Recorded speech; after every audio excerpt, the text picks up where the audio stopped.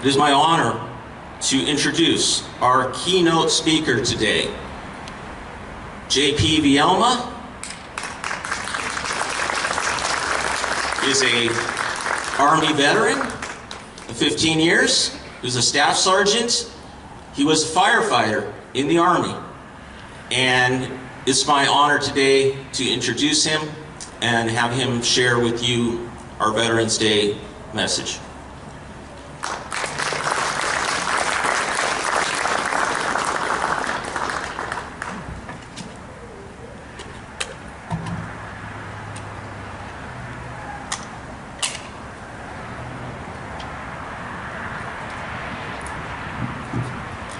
Good morning, everybody.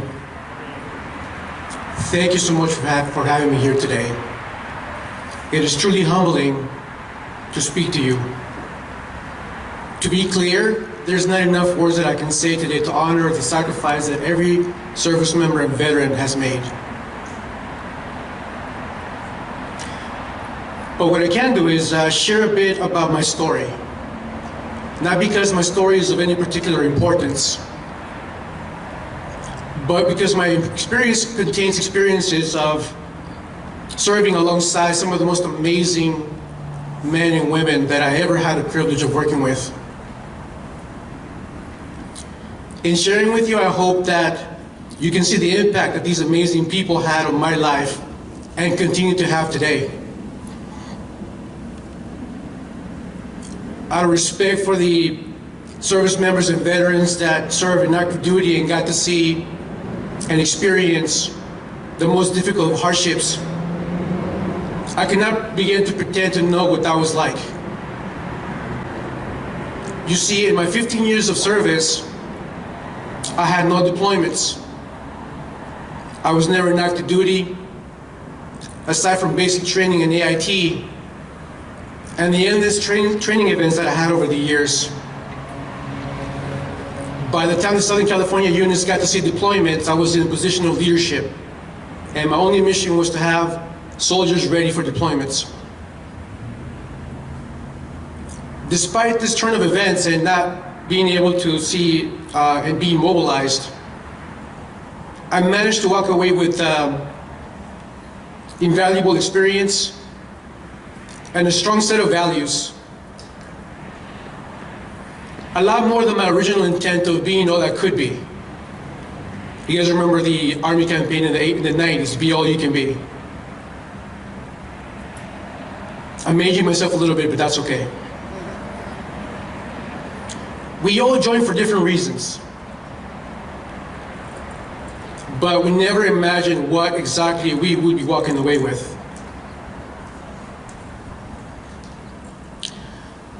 Right now, I would like to invoke a high degree of energy, enthusiasm, and involvement from every single one of you.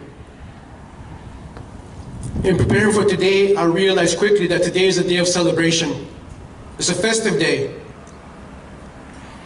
A day of honoring all the amazing men and women of the past and present who took the oath and were ready to pay the ultimate price for the future of this nation. That is why I would like to invite every single one of you to be and create a special moment right now. I'm inviting all the members in the audience to get your phones out, get your videos going, hit the record button. To the active duty members and veterans and service members before me, I would like to ask you to please stand up.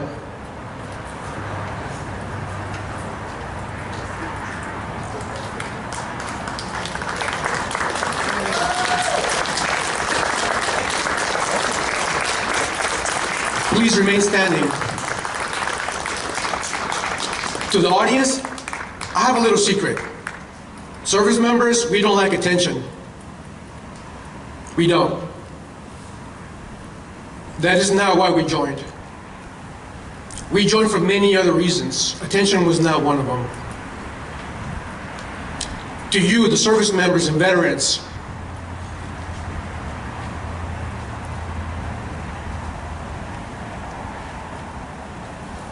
today is a lot more than honoring your service and your sacrifice and your efforts. This is the day our nation comes together to be grateful for the sacrifices you made. My advice to you, allow yourself to enjoy this special moment. To family members, feel free to stand up. Hug your veteran. Show them the love and respect they deserve. You too endure sacrifices. You too endure sacrifices. At this moment, how about a big warm round of applause to our veterans?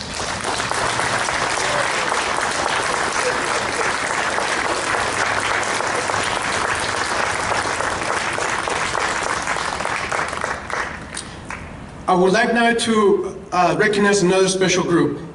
You may sit now. Do we have any active duty service members in the audience? If we do, please stand up. Okay. I want to take this moment to extend my deepest thanks for the active duty service members here today or out abroad. Your commitment, strength, and sacrifice are an ongoing testament to the values of service and honor the Veterans Day represents. As veterans and service members, we know the challenges you face, and we thank you for standing watch, day in and day out, to protect the freedoms that we enjoy, that we hold dear. Thank you. So what is the significance of today? In the military, there was a lot of firsts for me. First, it took me about a week to get past the fact that I was at reception when I arrived in the battalion in Fort Leonard Wood, Missouri. It was a very surreal experience for me. I had never run 8 miles in the freezing weather of St. Louis, Missouri. I had never seen snow travel sideways. Yeah, I got to do a land nav in the middle of a blizzard. That was an experience. I had never low crawled hundreds of yards in the freezing mud. I had never shot a weapon in my life. After shooting my first round on that M16, as I lay there trembling in excitement, the freezing ground, the rapid breathing, the fast heartbeat, the loud bang on my ears, the recoil of the rifle against my shoulder, and the undeniable distinct smell of gunpowder, and of course, me missing my target. Before I even got a chance to question why I was even there in the first place, a group of kids from the South and the Midwest quickly approached me. These guys were so proficient in weapons. They taught me everything they knew about maintenance, breath control, proper aiming. I didn't have to ask. Before I knew it, I was shooting expert. All because someone took the time to help me. It was then clear to me that the key to success and difficulties of the military came by being of service and helping others. All of a sudden, things weren't so difficult anymore. I took on that honor, and in making sure that my fellow battle buddies were squared away, I was preparing myself to face the challenges of the military. Basic training was a breeze after that. All I had to do was remember, right place, right uniform, right time. Another first one for me was on Sundays when we got a chance to go to service, just outside of the barracks, multiple groups were lining up, all types of different faiths and denominations. At first I couldn't help but wonder, how are we going to make this work? How are we going to come together? We're all so different. Eventually something special happened. We were no longer able to see the differences that we had. Wearing the same uniform, carrying the same flag over our shoulder, proudly displaying our military branch over our hearts, and of course getting smoked by the drill sergeants. Our differences were no longer relevant. We became just soldiers. I have noticed a recurring theme among service members and veterans that I get to meet today. A fellow military service member who I've just met recently revealed what drives him every day. I once read a long time ago that the sole purpose of our existence is to kindle a light of meaning in the darkness of mere being. He shared with me, through his difficult times and the hardships of combat, he said he too finds purpose in being of service to others. This purpose resonated with me, and I suspect it resonates with some of you today. The city of La Mirada is truly lucky to have you here. Dan, stand up, please. How about an applause for Dan Seawalk.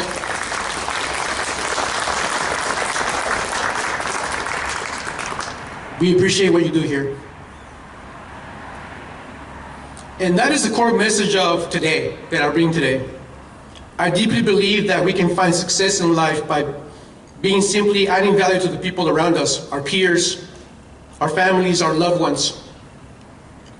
That is a lesson that I carry with me every day, even after all these years. Today is also a day of reflection. And that brings me full circle to why we are here today.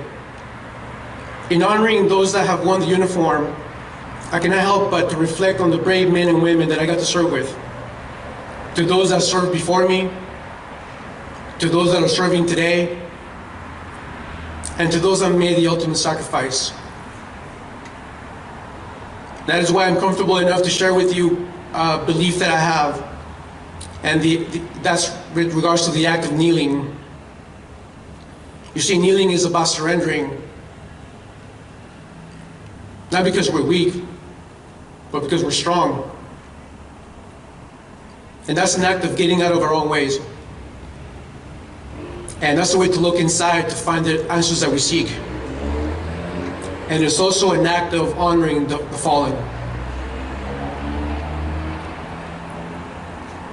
When I reflect on my own personal time in the service, I struggled with walking away from the Army.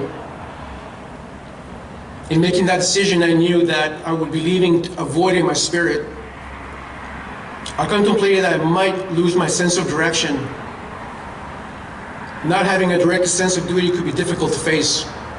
And to be honest, I was a little bit scared. I did not know what I was going to do with such undirected sense of purpose as I wrestled with the idea of leaving the Army. I was in desperate need of a new purpose and direction.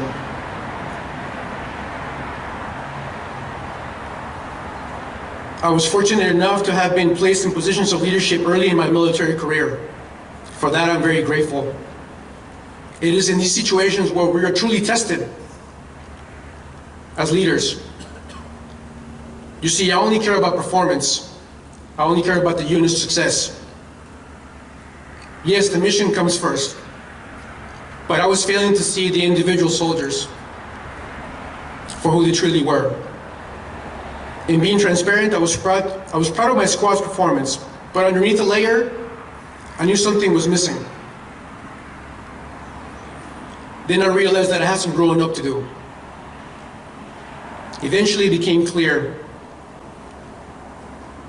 This is how I knew that I was going to commit myself to being the best leader and communicator that I could be. I believe all military service members deserve to be led well. And to this day, I still carry on that commitment. Reflecting on who I was and what I had to overcome, I uncovered my inner system of values. Values that keep me focused and in line with my life purpose. And that is to act with integrity, to have a sense of duty to the people I lead, and to be genuine in caring for them. You see, it doesn't matter who and where we lead. At the core of human trust, the people that we lead only care about three things. As my leader, do you care for me? As my leader, can I trust you? As my leader, can you lead me to success? We often think that leading only applies to the workplace. It doesn't. The values that we embody act as rails and keep us on the path to what is important to us. Honor, duty, courage, selfless service. Of course, there are many other values, but these values resonate with me. I urge you to find yours, as they will act as a compass, providing you a sense of direction.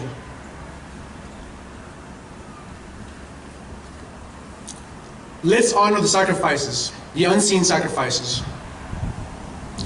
To begin to understand a veteran or service member, you must know certain things. We left home for an unknown adventure. We loved our country enough to defend it and protect it with our own lives. We said goodbye to friends and family and everything we knew back home. We learned some basics and then we got scattered all over the world. We found new friends and families. We became brothers, regardless of race, color, creed. We had plenty of good times. And oh my God, we had plenty of bad times. We didn't get enough sleep. We picked up good and bad habits. We worked hard and we played harder. We experienced the happiness of mail call and the sadness of missing important events back home. We grew up fast and somehow we did not grow up at all. We fought for our freedoms and the freedoms of others. Some of us saw actual combat and some of us did not. Some of us dealt with physical warfare, and a lot of us dealt with psychological warfare. We learned how to trust others with our very own lives. We celebrated and we mourned as we lost a few along the way. We have seen and experienced and dealt with things that we can't fully describe or explain, as not all the sacrifices are physical. When our adventure was over, some of us came home, some of us found a new place to call home, and some did not come back at all. We hold a high regard for our own branches, and yes, we poke fun at the other branches. And finally, we know that if needed, we will be there for our brothers and sisters to stand together as one in a heartbeat. And isn't that amazing to know that as leaders, the simple truth is that in order to win the trust of others, all we have to do is make sure that what we do matches what we say, with consistency. I believe that is the heart of the American service member, keeping and maintaining trust through integrity. So what is the enduring legacy of veteran service? We can start by talking about the impact of service on our nation. Let me shed some light on how the service members and veterans' contributions have fortified the freedoms and security that we all cherish. Every single one of you is a testament to the enduring spirit of sacrifice that forms the backbone of our country.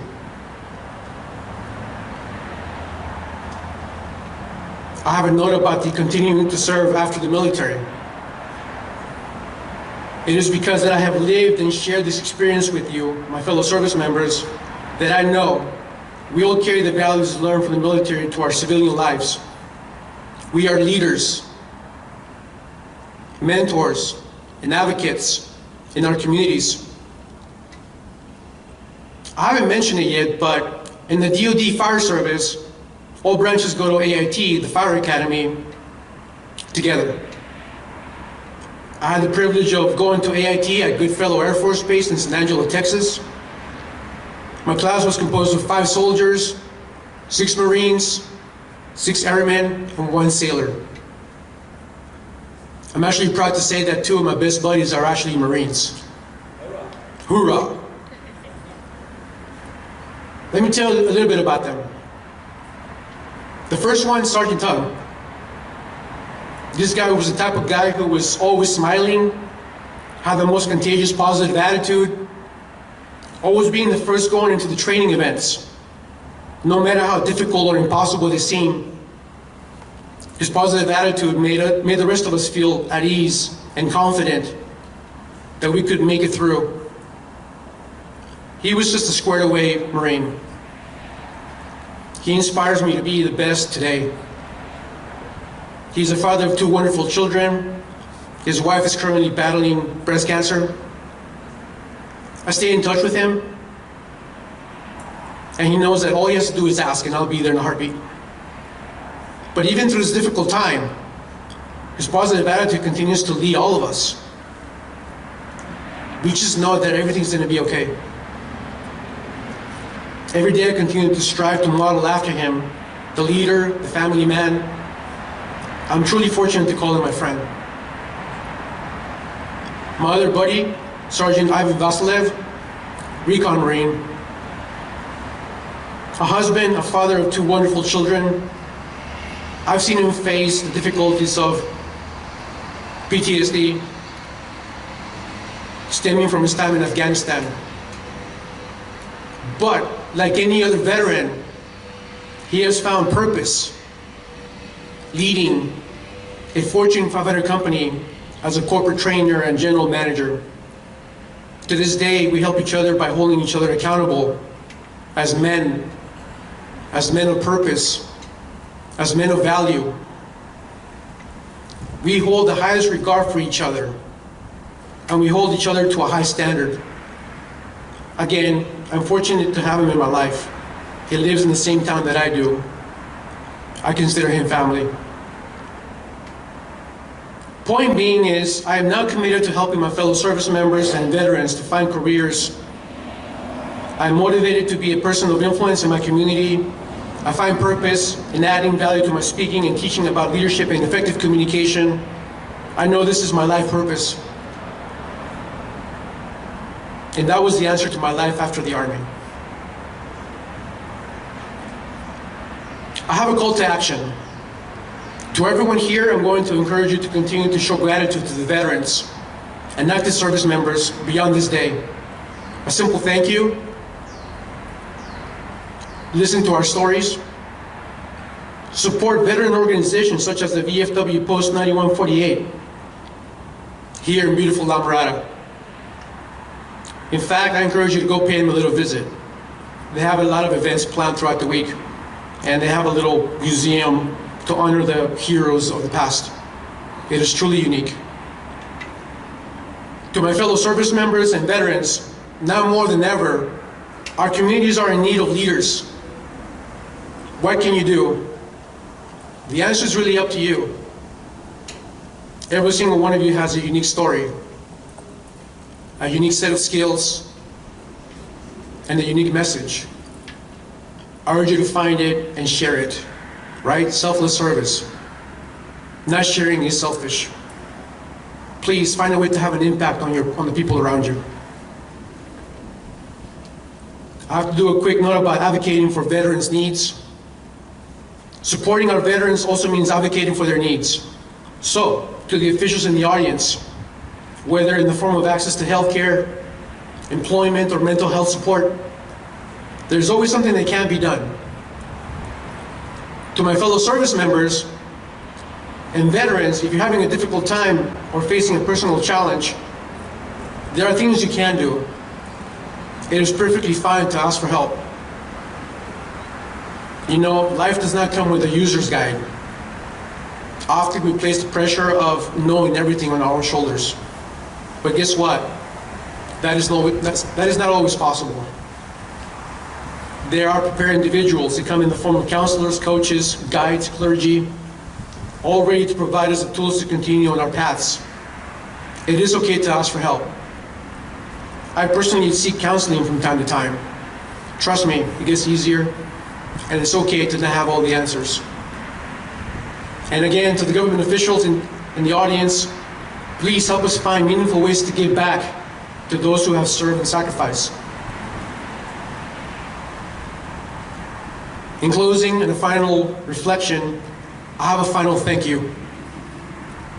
As we conclude this amazing day and ceremony, I wish to say thank you again to my fellow service members and veterans, to their families, for their enduring support, courage and resilience and dedication.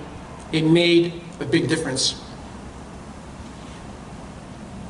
I would like now to take a moment, 1 minute, in the moment of silence to honor those who did not return from their service.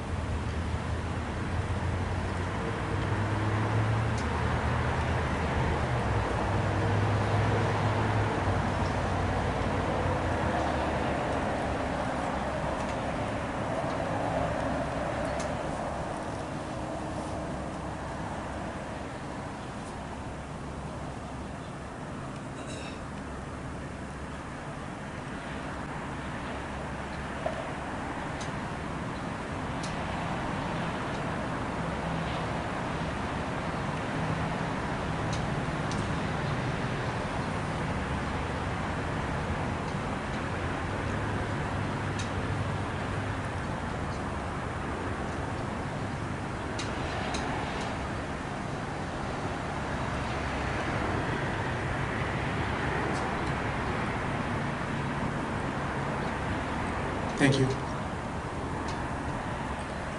Let's make sure we always remember the legacy of veterans.